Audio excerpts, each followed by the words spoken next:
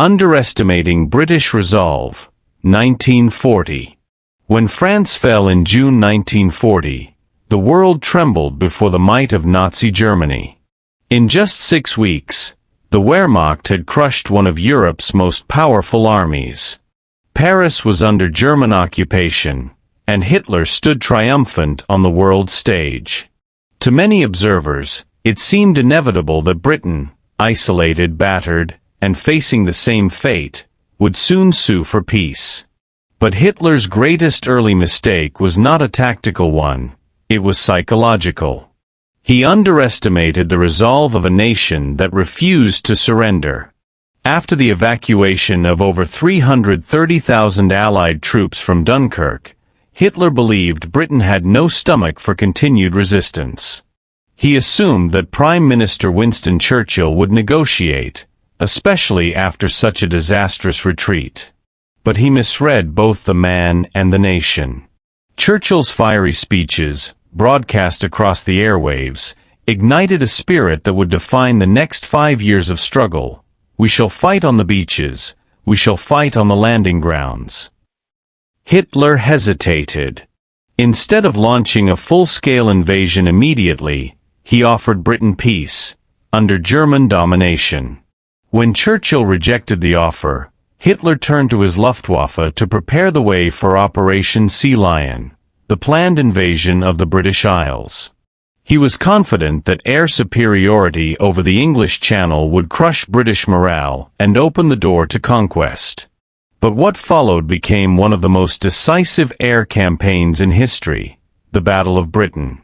Beginning in July 1940, the Luftwaffe unleashed wave after wave of bombers and fighters, targeting airfields, radar stations, and later, civilian centers like London. The plan was simple: destroy the Royal Air Force on the ground and in the sky.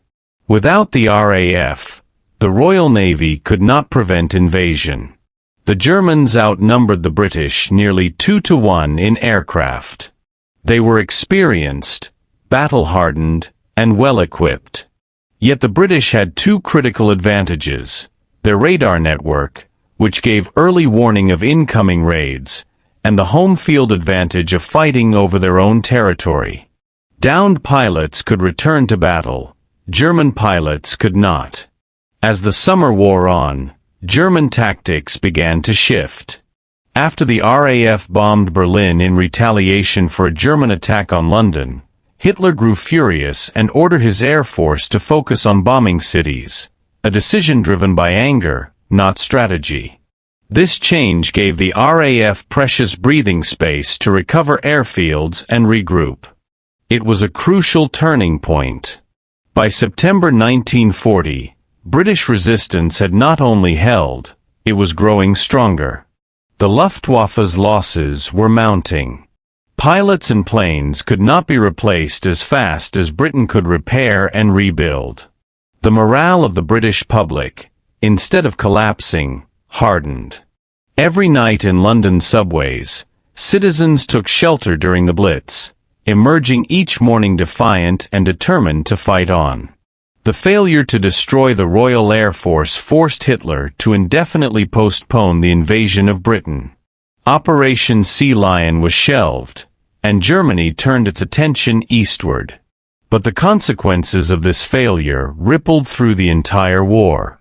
For the first time, Nazi Germany had been stopped. The myth of invincibility shattered. The Luftwaffe, once the symbol of unstoppable dominance, had suffered a humiliating defeat. The British victory in the skies ensured that the island would remain a base for Allied operations, from which the liberation of Europe would eventually be launched. But perhaps the greatest consequence was psychological. The Battle of Britain proved that Hitler's will was not absolute, and that his enemies were not cowed. It also revealed the flaws in his strategic thinking. His decisions were increasingly driven by emotion, arrogance, impatience, and rage, rather than sound military logic. Instead of focusing on the elimination of Britain as a threat, he diverted resources toward the next great gamble, the invasion of the Soviet Union. The war could have taken a very different course had Germany concentrated on crushing Britain before turning east. The British Isles might have fallen, denying the Allies their most important foothold in Europe. But Hitler believed that Britain's resistance was futile, that the small island nation could not possibly threaten his growing empire. In truth, that miscalculation sealed the fate of the Third Reich. Britain became the rallying point for global resistance, a staging ground for American forces, and the nerve center for Allied intelligence operations. The same airfields that defended the nation in 1940 would, for years later, launch thousands of aircraft to support the D-Day invasion. By underestimating British resolve, Hitler lost his first chance at total domination of Europe. The skies over southern England became his first battlefield defeat, a warning he refused to heed. And as the smoke cleared from the wreckage of dogfights above the Channel, one truth became clear to the world. Germany could be fought. Germany could be beaten. Delaying Operation Barbarossa, 1941. The fatal pause before the invasion of the Soviet Union. In the spring of 1941, Adolf Hitler stood on the edge of what he believed would be his ultimate triumph, the conquest of the Soviet Union. He saw it as a campaign of destiny, a crusade to destroy communism and claim the vast lands of the East for Germany's living space. The plan was audacious, to crush the Red Army in a matter of months before winter arrived. Operation Barbarossa was scheduled to begin on May 15, 1941. But that never happened. Instead, Hitler made one of the most disastrous delays in military history, a decision that would ultimately doom the German war effort. The delay began with the Balkans. In March 1941, a coup in Yugoslavia overthrew the pro-German government and replaced it with one hostile to the Axis. Enraged, Hitler ordered an immediate invasion of Yugoslavia and Greece to secure his southern flank before attacking the Soviet Union. The Wehrmacht quickly crushed both nations, but this detour cost Germany precious time and resources. What was meant to be a swift side campaign turned into a 6-week diversion, delaying the start of Barbarossa until June 22, 1941. That might seem minor, just over a month, but in warfare, timing is everything. That lost time meant that by the time German forces neared Moscow, winter had arrived, and with it, the beginning of the Wehrmacht's nightmare. When the invasion began, it was the largest in human history. Over 3 million German soldiers, supported by thousands of tanks, aircraft, and vehicles, surged across an 1,800-mile front. At first, the results were staggering. The Red Army was caught off guard. Within weeks, entire Soviet divisions were surrounded and destroyed. Millions of prisoners were taken. Cities like Minsk, Smolensk, and Kiev fell in quick succession. The German High Command believed victory was within reach. But the delay had already altered the balance of fate. The longer the war dragged on, the more the Soviet Union adapted. As the Germans advanced, the Soviets moved their industries east, beyond the reach of German bombers, and began to rebuild. Stalin, once paralyzed by shock, reorganized his command and issued his grim order, not one step back. By October 1941, the German army was only 20 miles from Moscow. Exhausted soldiers could see the distant glow of the capital's lights. But winter struck early that year, one of the coldest in decades. Temperatures dropped to -30 degrees Celsius, and the Wehrmacht, dressed in summer uniforms, froze in their tracks. Tanks refused to start, engines cracked, weapons jammed, and frostbite claimed thousands. Supplies could not reach the front. The Blitzkrieg, built on speed and mobility, collapsed under snow and ice. The delay in launching Barbarossa meant that what was supposed to be a quick summer campaign turned into a frozen stalemate. The Red Army counterattacked in December 1941, pushing the Germans back from Moscow. The myth of the invincible Wehrmacht was shattered for the first time. Had Hitler invaded in May, as originally planned, his forces might have reached Moscow before winter. Soviet defenses would have been weaker, and logistical lines less strained. But the Yugoslav and Greek campaigns robbed him of that window. The consequences went beyond just timing. The Balkan diversion also drained vital fuel, ammunition, and transport resources that would have been crucial in Russia. Dozens of divisions were tied up in southern Europe instead of preparing for the Eastern Front. The Germans underestimated not only the Soviet Union's size and resilience, but also the limits of their own endurance. And at the heart of it all was Hitler's arrogance, his belief that he could bend time and destiny to his will. His generals warned him about the risks of starting too late, but he dismissed them, insisting that the Red Army would collapse within weeks. He saw himself as the master strategist, ignoring the lessons of history, that no army had ever conquered Russia without facing the fury of its winters. The delay also had a psychological effect. It gave Stalin precious time to prepare. Soviet intelligence had already warned him of the impending invasion, and though he initially refused to believe it, by June, defensive lines were forming. Factories were dismantled and moved eastward. Reserves were mobilized.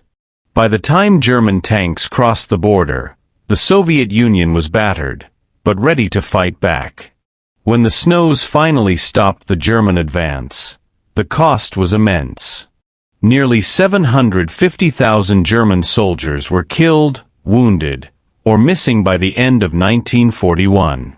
Hitler had failed in his central objective, the destruction of the Soviet Union in a single campaign. The war in the East would drag on for 4 long years, consuming the majority of Germany's manpower and resources.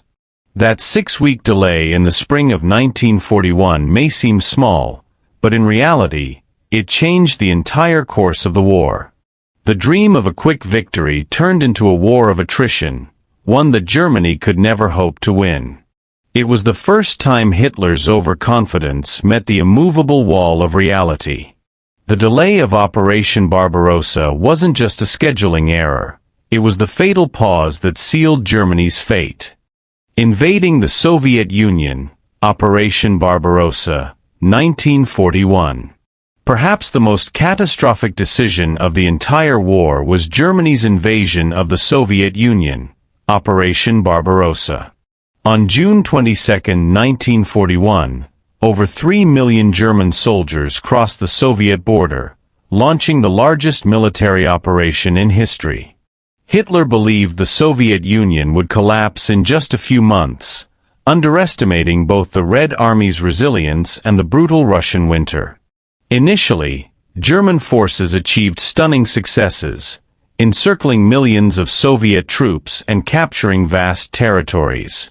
Cities like Smolensk, Kiev, and Kharkov fell, and by autumn, German panzers were approaching Moscow.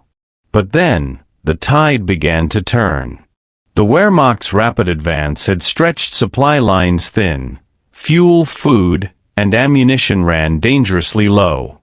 The soldiers, dressed for summer, found themselves fighting in sub-zero temperatures as the Russian winter struck with full force. Meanwhile, the Soviets regrouped. Under Stalin's ruthless but effective leadership, the USSR mobilized its vast manpower and relocated its industries eastward beyond German reach. Entire factories were dismantled, moved, and reassembled in the Urals, producing tanks and planes at an astonishing rate. By December 1941, the German offensive had ground to a halt outside Moscow. Then came the Soviet counterattack, pushing the exhausted German forces back. Operation Barbarossa shattered the myth of German invincibility, and opened a brutal Eastern Front that would bleed Germany for the rest of the war. Hitler's decision to invade the Soviet Union turned a regional war into a global catastrophe, dividing Germany's resources and guaranteeing a two-front conflict it could never win. This mistake wasn't just military, it was ideological. Hitler saw the invasion as a crusade against communism and Slavic inferiority, not just a strategic move. He ignored his generals' warnings about the risks of fighting a war on two fronts, believing his intuition and racial theories would prevail. The result was devastating. Over 4 million German soldiers would die in the east, and the Wehrmacht would never recover from the staggering losses. Operation Barbarossa stands as the single greatest blunder in German military history, a campaign born out of arrogance, prejudice, and overconfidence. It turned the Soviet Union from a potential neutral neighbor into a relentless enemy, one that would eventually march all the way to Berlin. Declaring war on the United States, 1941. If invading the Soviet Union was Germany's greatest military mistake, then declaring war on the United States was its most disastrous political one. On December 11, 1941, just 4 days after Japan attacked Pearl Harbor, Adolf Hitler made the stunning decision to declare war on the United States. It was a move no one demanded of him, not even Japan. In fact, under the Tripartite Pact, Germany was only obligated to defend Japan if Japan was attacked, not if Japan initiated hostilities. Yet Hitler, consumed by arrogance and convinced that America was a weak and divided nation, declared war anyway. At that time, Germany was already fighting on multiple fronts, against Britain in the West, the Soviet Union in the East, and resistance movements throughout occupied Europe. The last thing it needed was another powerful enemy. But Hitler's declaration instantly united the American public behind a common cause. The isolationist movement in the U.S., which had been strong before Pearl Harbor, evaporated overnight. President Franklin D. Roosevelt now had the political and moral mandate to mobilize America's massive industrial base for total war. Within months, the United States transformed from a neutral observer into the world's greatest arsenal. Its factories began producing tanks, planes, ships, and ammunition on an unprecedented scale. American industrial might soon dwarfed that of Germany and Japan combined. Millions of American soldiers would soon cross the Atlantic, joining British and Canadian forces in North Africa, Italy, and eventually Normandy. The entry of the United States ensured that the Allies would never run out of resources, manpower, or determination. Hitler had gravely misjudged America. He thought it lacked the resolve to wage a long war, assuming its multi-ethnic population and democratic politics would breed weakness. Instead, the attack on Pearl Harbor ignited a wave of patriotism unlike anything the world had seen. America's entry into the war brought overwhelming technological, logistical, and economic power to the Allied side, exactly what the exhausted British and Soviet forces needed. Moreover, Germany's declaration also meant opening up the Battle of the Atlantic to a new relentless enemy. U.S. Navy destroyers and aircraft began hunting German U-boats across the Atlantic, gradually breaking the stranglehold the Kriegsmarine had on Allied shipping. American production of Liberty ships ensured that losses from submarine attacks were quickly replaced. By 1944, American bombers were flying from Britain to hammer Germany's industrial heartlands daily. The U.S. Air Force and the RAF combined to cripple Germany's oil supply, rail networks, and factories, bringing the Nazi war machine to its knees. Without Hitler's unnecessary declaration of war, the U.S. might have focused entirely on Japan, leaving Germany breathing space in Europe. But his impulsive decision ensured that America's vast resources were directed at destroying the Third Reich. This mistake stemmed from Hitler's ego and his delusional belief that America's involvement would come too late to matter. He saw the U.S. as an industrial giant with no military experience, unaware that it would quickly adapt, train, and overwhelm his forces. By underestimating both American strength and determination, Hitler sealed his fate. Declaring war on the United States didn't just add another enemy, it guaranteed Germany's defeat. From that moment, the combined power of the world's three greatest industrial nations, Britain, the Soviet Union, and the United States, was united against the Third Reich. There was no coming back from that. Diverting forces to the Balkans, 1941. In early 1941, Adolf Hitler was preparing for his grandest gamble, the invasion of the Soviet Union, codenamed Operation Barbarossa. The German military machine was at its peak, and months of preparation had gone into assembling the largest invasion force in history. But then, an unexpected distraction in the Balkans changed everything. Hitler's ally Benito Mussolini had invaded Greece in October 1940, without consulting Germany. The Italian army expected a swift victory, but instead faced fierce Greek resistance and was soon driven back into Albania. What was meant to be a quick campaign turned into a humiliating stalemate. Mussolini's failure threatened Axis prestige in southeastern Europe, and worse, it opened the door for potential British intervention. When British forces began arriving in Greece to support the Greeks, Hitler saw it as a direct threat to his southern flank. He feared that British bombers operating from Greek airfields could strike the vital Romanian oil fields at Ploiești, Germany's main source of fuel. Reluctantly, he decided to postpone Operation Barbarossa and redirect his troops to secure the Balkans first. In April 1941, Germany invaded both Yugoslavia and Greece in a rapid and brutal campaign. The Wehrmacht crushed resistance within weeks, capturing Athens by the end of the month.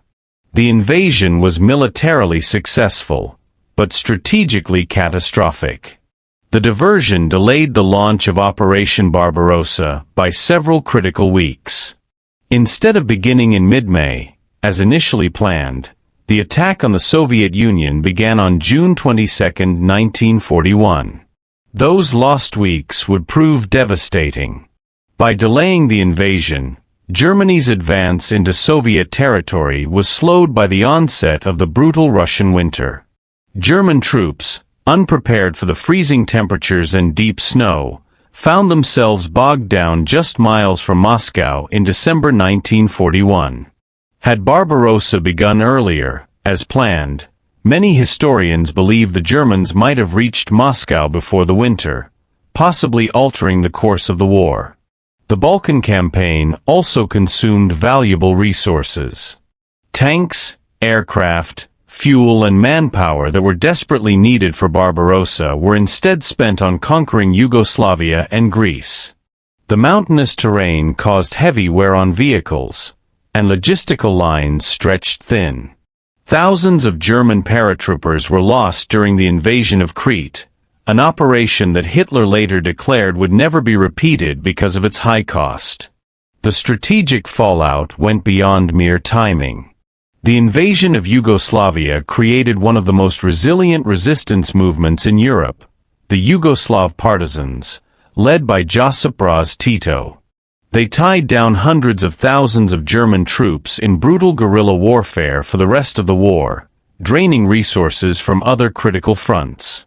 Similarly, the occupation of Greece provoked constant rebellion, requiring a permanent garrison of German soldiers who could have been fighting elsewhere. In essence, Hitler's decision to intervene in the Balkans achieved only short-term stability at the cost of long-term disaster. It showcased one of his recurring flaws, impatience and the inability to prioritize. Rather than focusing entirely on the Soviet Union, his primary strategic goal, he allowed himself to be distracted by the failures of his allies and the fear of hypothetical British threats. The Balkans operation delayed the most important military campaign of the war, sapped German strength, and created new resistance fronts that bled the Wehrmacht dry over time.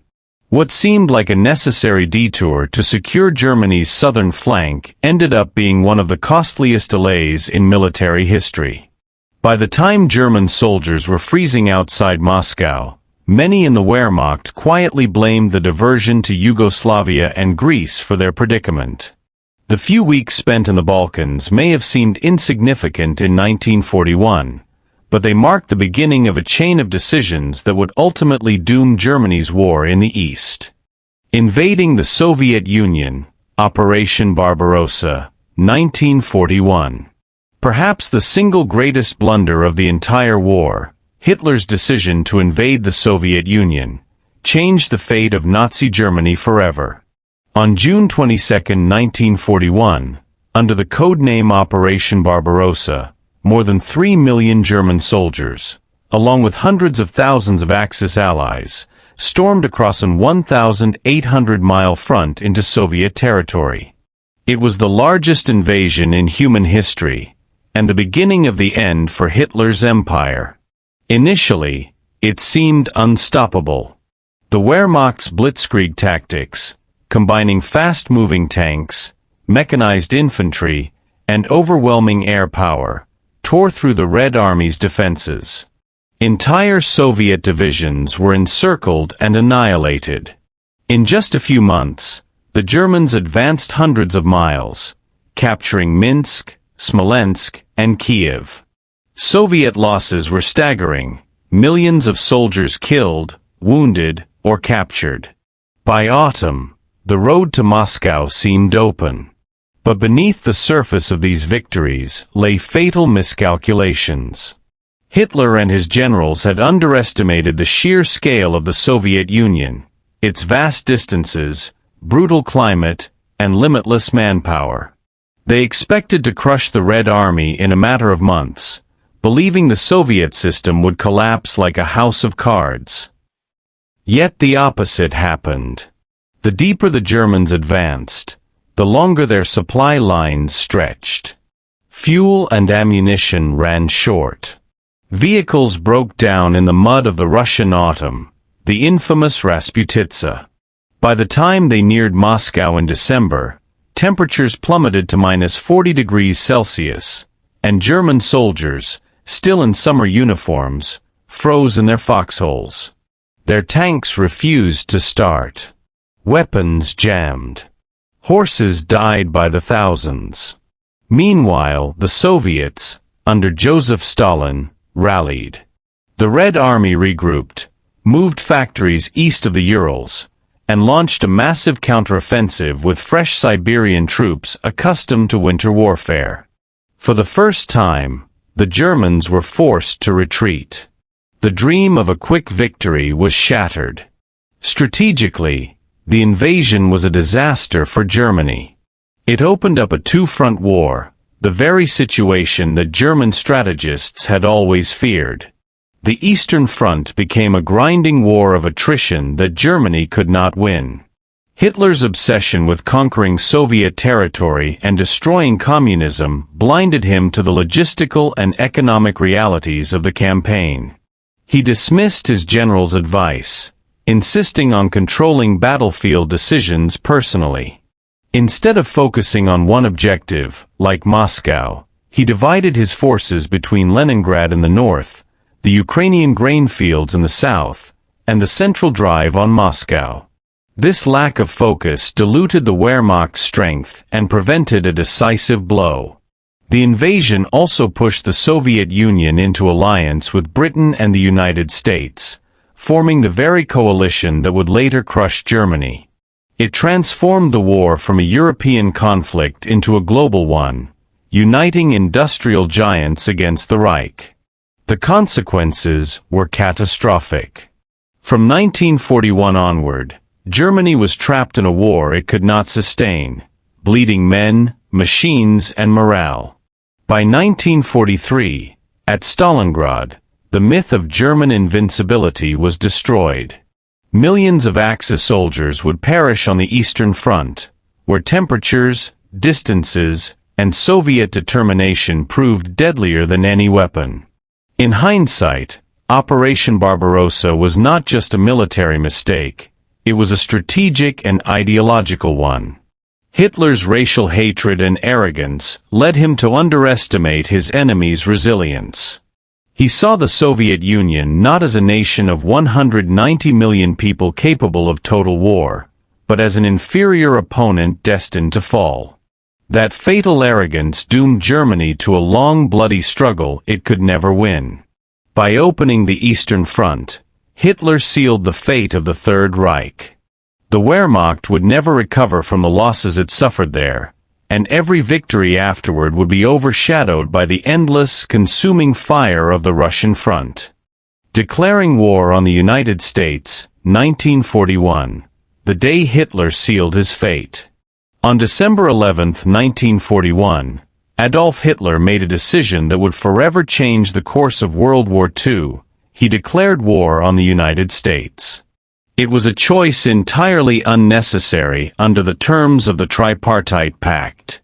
Germany was only obligated to defend Japan if it were attacked, not if Japan launched hostilities on its own. Yet Hitler, driven by arrogance and a belief in the inevitability of German victory, chose to confront the industrial might of the United States directly. At the time, Germany was already stretched across multiple fronts. The invasion of the Soviet Union was underway, and campaigns in the Balkans, North Africa, and Western Europe demanded enormous resources. Opening another front across the Atlantic against a nation with vast industrial potential and manpower was reckless, even by Nazi standards. Hitler dismissed this reality, convinced that the United States, weakened by isolationism and far from Europe, would pose little threat. But the declaration had immediate and profound consequences. The United States, galvanized by the attack on Pearl Harbor, quickly shifted from a reluctant participant to an all-out combatant. Congress and the American public, previously divided on involvement in Europe, united behind President Franklin D. Roosevelt's war effort. Within months, American factories were producing thousands of aircraft, tanks, ships, and weapons, outpacing Germany and Japan combined. The entry of the United States also meant that the Allies could now access nearly unlimited resources. American logistics, technology, and manpower transformed the war into a truly global conflict. The U.S. Navy immediately began escorting convoys across the Atlantic, dramatically reducing losses to German U-boats. American bombers joined the British in devastating raids on Germany's industrial heartland, targeting railways, oil refineries, and factories. The strategic balance had irrevocably shifted. Hitler's assumption that America's involvement would be slow and ineffective proved fatally wrong. The U.S. not only supplied material, but also sent millions of soldiers to fight in Europe and North Africa. The combined forces of the United States, Britain, and the Soviet Union created a coalition capable of overwhelming Germany on multiple fronts simultaneously. Psychologically, the declaration marked the point of no return. Germany now faced enemies who were not just determined but united in purpose. American entry into the war accelerated the collapse of the Axis powers. Within 4 years, U.S. forces would participate in the liberation of occupied Europe, bomb German cities relentlessly, and land on German soil itself. Hitler's decision was emblematic of a recurring flaw: overconfidence. He saw the United States as inexperienced and divided, underestimating the national resolve, industrial capacity, and technological innovation that America would bring to the war. Declaring war on the United States transformed a manageable European conflict into a global struggle that Germany could not hope to win. In essence, December 11, 1941, was the day Hitler sealed Germany's fate. By creating a powerful, unified, and industrially superior enemy, he ensured that the Third Reich's eventual collapse was no longer a matter of if, but when. Fighting a two-front war, Germany's strategic nightmare. One of the oldest lessons in military history is that no nation can effectively fight a war on two fronts. Napoleon learned it, Kaiser Wilhelm's Germany struggled with it in World War I, and yet Hitler repeated the same mistake, with catastrophic results. By 1941, Germany found itself embroiled in a conflict on multiple fronts, a situation that would ultimately doom the Third Reich.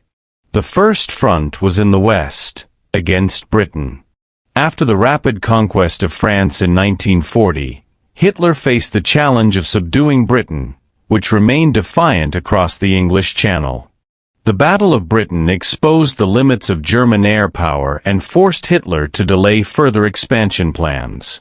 While the Luftwaffe inflicted damage, it failed to achieve air superiority, allowing Britain to continue fighting and providing a base for future Allied operations. The second and most consequential front was in the East, against the Soviet Union. Operation Barbarossa, launched in June 1941, was initially successful in terms of territorial gains, but it placed enormous strain on German resources. The vast distances, poor infrastructure, and harsh Russian climate stretched supply lines to their breaking point. German soldiers faced logistical nightmares, shortages of fuel, and inadequate winter clothing. By the time winter set in, the Wehrmacht had overextended itself, unable to sustain its advance or maintain control over captured territories. Adding to the difficulty, the Soviet Union's massive population allowed it to absorb staggering losses and continue fighting. Millions of troops were mobilized from the east, while factories relocated to safer areas beyond the reach of German bombers. The Germans could not match the Red Army's manpower, and their initial victories turned into long grinding attrition that bled German forces. Meanwhile, the United States' entry into the war in December 1941 opened yet another front, albeit indirectly at first. Lend-Lease supplies began flowing into Britain and the Soviet Union, bolstering their resistance and making German victories harder to achieve. Eventually, American and British forces opened the Western Front with the invasion of North Africa, followed by Italy and ultimately the D-Day landings in Normandy in 1944. Germany was now fighting on multiple fronts simultaneously, in the East, the West, the Mediterranean, and in North Africa. This strategic overextension had profound consequences. Germany could no longer concentrate its forces effectively. Divisions that could have been decisive on one front were diluted across several theaters. Hitler's obsession with ideological objectives, such as capturing specific cities or destroying communism, prevented flexible and pragmatic military decisions. Entire campaigns became prolonged, costly, and unsustainable. The two-front war also strained Germany's economy and logistics. Fuel, ammunition, and manpower were spread thin, making it impossible to maintain offensive operations while defending occupied territories. Every victory came at a cost, and each loss weakened the Reich's ability to fight the next battle. By late 1943, Germany's military machine was no longer capable of mounting a sustained strategic offensive. Hitler's insistence on fighting a two-front war was both a tactical and ideological error. He underestimated the resilience of his enemies, overestimated his own capacity, and ignored historical precedent. While Germany achieved remarkable early successes, the pressure of multiple fronts ultimately created vulnerabilities that the Allies exploited relentlessly. In the end, the two-front war forced Germany into a defensive posture from which it could not recover. Battles such as Stalingrad, Kursk, and the Normandy campaign were not just military engagements, they were consequences of strategic overreach. The Reich's inability to fight on one front successfully, let alone two or three, sealed its fate and ensured that Germany's defeat was inevitable. Over-reliance on blitzkrieg tactics, the limits of lightning war. When World War II began, Germany stunned the world with its revolutionary military strategy known as blitzkrieg or lightning war. This approach combined fast-moving tanks, mechanized infantry, and close air support to quickly overwhelm opponents before they could mount an organized defense. Blitzkrieg proved devastatingly effective in Poland, France, and early campaigns in the Low Countries. German forces moved with unprecedented speed, encircling enemy troops and seizing territory with minimal resistance. However, Hitler's growing overconfidence in blitzkrieg became a strategic weakness. The rapid success of early campaigns led him to believe that lightning-fast offensives could succeed everywhere, against any opponent, under any conditions. This assumption ignored the realities of logistics, terrain, and enemy adaptation. Blitzkrieg required well-prepared supply lines, precise coordination, and favorable conditions, factors that became increasingly difficult as the war expanded into the Soviet Union and North Africa. In the vast expanses of the Eastern Front, blitzkrieg began to falter. German panzer divisions raced ahead of infantry and artillery, leaving long supply lines vulnerable to sabotage and attack. Roads turned to mud during the autumn Rasputitsa, immobilizing tanks and trucks.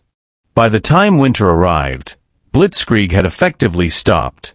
Tanks, vehicles, and soldiers struggled to move in deep snow and freezing temperatures. The speed that once brought victories became irrelevant when the enemy refused to break and the German army was forced into prolonged engagements. Enemies also adapted. The Soviet Union, Britain, and later the United States learned to absorb initial German attacks and strike back strategically. Defensive fortifications, scorched earth tactics, and counteroffensives blunted the effects of blitzkrieg. In North Africa, the open desert initially favored German mechanized forces under Rommel, but as Allied supply lines strengthened and armored tactics evolved, the effectiveness of lightning offensives declined. Hitler's insistence on blitzkrieg also led to catastrophic operational decisions. He frequently demanded rapid advances at the expense of consolidation, ignoring the advice of his generals. Entire divisions were sacrificed in poorly timed attacks, while logistical networks collapsed under the strain of relentless movement. This over-reliance became especially evident during Operation Barbarossa, where the initial rapid gains slowed to a crawl and eventually turned into disaster as the Soviets regrouped and winter set in. Moreover, blitzkrieg's success had bred hubris in the German high command. The army's early victories created the illusion that Germany could dominate Europe indefinitely without fully preparing for prolonged warfare. When speed failed, there were few contingency plans. Blitzkrieg was a tool for rapid conquest, not sustained attrition. Once the Allies adapted and the front lines extended over thousands of kilometers, Germany lacked the strategic depth to recover from stalled offensives. In essence, blitzkrieg was both Germany's greatest innovation and its Achilles heel.